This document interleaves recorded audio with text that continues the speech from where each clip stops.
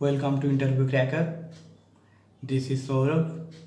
Today we'll discuss about a new topic, that is data structure. तो data structure ये जो topic है, this is for BSc, BCA, MCA, MSc, जो भी university और college का स्टूडेंट्स है हर एक के लिए इम्पोर्टेंट है, और जो भी कंपनी के लिए, कंपनी जॉब के लिए ट्राई कर रहे हैं उसके लिए भी बहुत ही इम्पोर्टेंट ये कोर्स है दोस्तों। चलिए, ये जो कोर्स है इसको स्टार्ट करने के पहले मैं आपका एक कोर्स का जो एप्लीकेशन है, कहाँ पर वो यूज होगा और हम ये कोर्स क्यों पढ़ेंगे, हर एक चीज़ का आंसर आपको मैं पहले देना चाहूँगा। क्योंकि देखिए, अगर डाटा स्ट्रक्चर के बारे में आप बहुत ही अच्छे से पढ़ना चाहते हैं, क्योंकि ये कोर सब्जेक्ट है कंप्यूटर साइंस का, तो आपको जो भी प्रोग्रामिंग लैंग्वेज है और डाटा स्ट्रक्चर है इसमें आपको बहुत ही स्ट्रांग होना पड़ेगा। तो चलिए दोस्तों, पहले हम इस छोटा छोटा सवाल का आंसर ढूंढते हैं, हम क्यों पढ़ेंगे डाटा स्ट्रक्चर। ये जो डाटा स्ट्रक्चर सब्जेक्ट है, तो इस सब्जेक्ट में बहुत ही इम्पोर्टेंट जो चीज़ है वो है दोस्तों data. Without data we can not understand the behaviour of any organisation. अगर आप डेटा का बारे में नहीं सोचेंगे तो ऑर्गेनाइजेशन कितना ग्रो कर रहा है तो आपको पता नहीं चलेगा। तो छोटा सा एग्जांपल लूँगा दोस्तों। देखिए, अगर आपका आप जो भी एरिया में रहते हैं उसमें कोई ना कोई शॉपिंग मॉल अगर है दोस्तों, उस शॉपिंग मॉल में डिफरेंट तरह का प्रोडक्ट होता है और कॉस्ट होता है उसका, तो वो सब डेटा है। वो जो भी डेटा है दोस्तों, उस डेटा बहुत ही इम्पोर्टेंट है वो कंपनी के लिए, वो ऑर्गेनाइजेशन के लिए। डिफरेंट तरह का कस्टमर परचेज करते हैं डिफरेंट प्रोडक्ट, एंड हर एक डे में जो प्रोडक्ट सेलिंग होता है, जो भी परचेज होता है, जो भी कस्टमर, डिफरेंट तरह का कस्टमर डिफरेंट तरह का जो प्रोडक्ट परचेज करते हैं, तो उसमें ऑर्गेनाइजेशन देखते हैं कौन सा प्रोडक्ट ज़्यादा परचेज कर रहे हैं कस्टमर, उस एरिया का बेसिस में, कुछ सीजन का बेसिस में। तो हर एक पैरामीटर से हिसाब से कस्टमर का जो भी इंटरेक्शन होता है प्रोडक्ट के बारे में, जो प्रोडक्ट ज़्यादा चलता है, हर एक का एनालिसिस करता है कंपनी, और उसके हिसाब से वो प्रोडक्ट मार्केट में लाते हैं। तो देखिए, ये सिंपल सा फंडा है। वो जो भी डेटा प्रोडक्ट का हिसाब से वो एनालाइज करेगा, तो वो जो डेटा रहता है कंप्यूटर मेमोरी में, तो उसको एक स्ट्रक्चर में रखना पड़ता है। तो रखने के हिसाब से क्या होता है दोस्तों, कंपनी को पता चलता है कौन सा प्रोडक्ट कितना हम मार्केट से वो लाएंगे उस एरिया में। तो एनालिसिस एक बहुत इम्पोर्टेंट होता है, इसीलिए पाइथन का बहुत ज़्यादा प्रयोग, हाडूप, डिफरेंट तरह का जो इम्पोर्टेंट थिंग है दोस्तों, ये सब अभी चल रहा है मार्केट में। क्योंकि डेटा इट्स द इम्पोर्टेंट और powerful mechanism through which any organization develop their business. So data structure क्यों चाहिए, why we use the data structure, or why we understand about the data structure। तो इसका सीधा सा answer है दोस्तों, अगर एक कंपनी में कुछ डेटा हम स्टोर करते हैं उसको कंप्यूटर का मेमोरी में, तो वो जो स्ट्रक्चर चाहिए स्टोर करने के लिए, ऑर्गेनाइजेशन करने के लिए, मेंटेन करने के लिए डेटा को, वो चाहिए दोस्तों डेटा स्ट्रक्चर। तो डेटा स्ट्रक्चर्स में हम क्या करेंगे, डेटा को रखेंगे, इससे हिसाब से उसको एनालाइज किया जाएगा। एनालाइज करके हम लोग को पता चलेगा उस कैसे वो बिजनेस को हम ग्रो करेंगे उस एरिया में। तो यही है बहुत ही इम्पोर्टेंट, इसलिए डेटा स्ट्रक्चर। सिर्फ डेटा को इंसर्ट कर देने से या कुछ डेटा को डिलीट करने से डेटा स्ट्रक्चर यूजफुल नहीं है।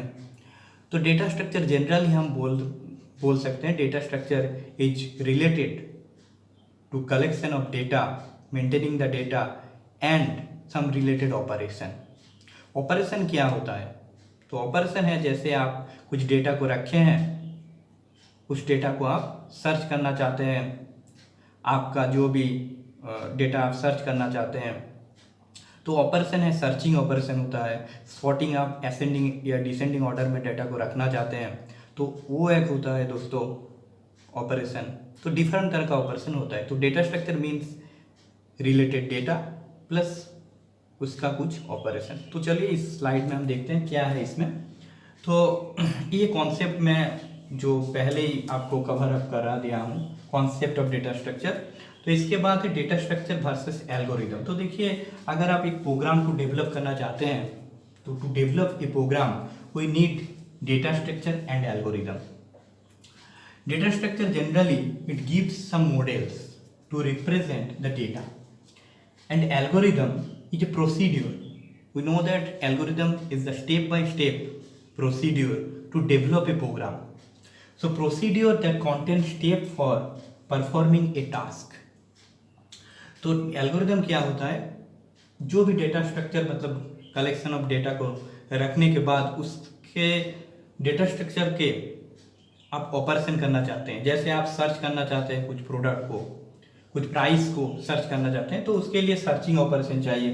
डेटा को सॉर्टिंग करना चाहते हैं तो उसके लिए भी सॉर्टिंग ऑपरेशन चाहिए। कुछ डेटा को इंसर्ट करना चाहते हैं तो इंसर्शन चाहिए, डिलीशन चाहिए। ट्रैवर्सिंग मतलब जो भी डेटा है उसको आप देखना चाहते हैं, हर एक वैल्यू को आप देखना चाहते हैं वंस, तो उसके लिए ट्रैवर्सिंग चाहिए। तो हर एक जो भी है दोस्तों ये सब operation we develop that operation using the algorithm. तो एल्गोरिदम से ही हम इसका फंक्शन हम तैयारी कर पाएंगे। तो we develop algorithm for performing various operation on data structure. तो डेटा स्ट्रक्चर अगर आप जानना चाहते हैं अच्छे से, तो आपको एल्गोरिदम का नॉलेज होना चाहिए, क्योंकि data structure is the concrete things और physically things, and algorithm that is the is very important thing, because to access the data or how we access the data or perform the operation we must use the algorithm.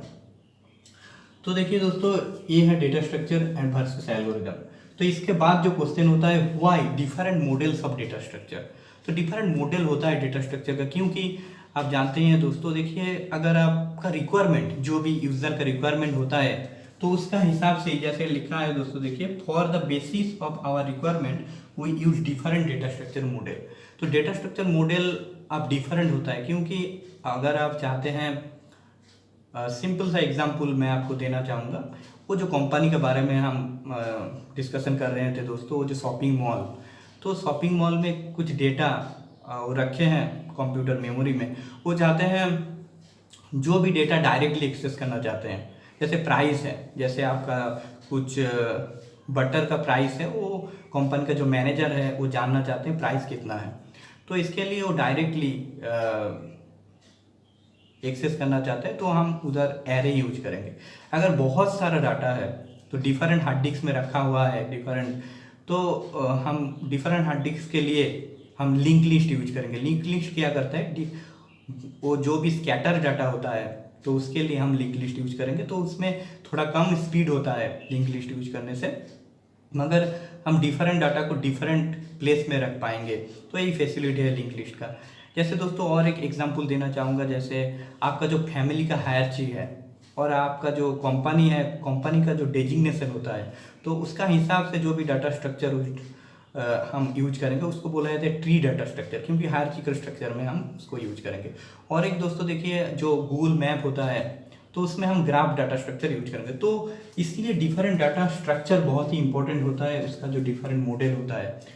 और different जो operation, तो वो तो पहले ही मैं discussion कर चुका हूँ, searching, sorting, inserting, deleting and traversing, तो ये सब ऑपरेशन है। तो इसका तो हम आज का जो सेशन है दोस्तों यही कंप्लीट करता हूँ। नेक्स्ट सेशन में हम देखेंगे, अगर आप एल्गोरिदम के बारे में सोचते हैं तो एक एल्गोरिदम के लिए हम लोग का डिफरेंट प्रोग्रामिंग लैंग्वेज है। डिफरेंट प्रोग्रामिंग के लिए डिफरेंट हार्डवेयर सॉफ्टवेयर यूज होता है।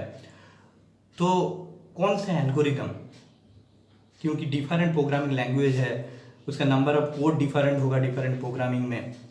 तो कैसे हम जानेंगे कौन सा एल्गोरिदम इफिशिएंट है, तो वो नेक्स्ट लेसन में हम पढ़ेंगे।